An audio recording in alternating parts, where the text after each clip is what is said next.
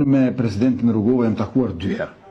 Unë nuk e fsheh as pajtimin që kam pas me presidentin, as mos pajtimin, por e vlerësoj në veçanti për vitet 1989-1992.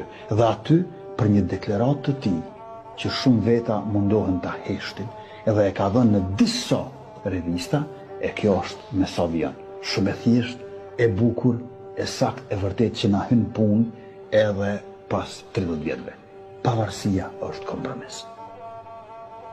Ibrahim Rugova ka thënë, pavarësia e Kosovës është kompromis. Sepse qëllimi e synimi ynë është diç më shumë. Edhe unë mendoj që sot kur takohemi me Beogradin, qoftë në proces Berlinit, qoftë në Bruxelles, në New York apo Washington, apo në iniciativat rajonale, duhet t'ja përsërisim. Është detyrë kombëtare, njerëzore, qytetare, politike, t'i themi që pavarësia është kompromis. Pranoja kompromis.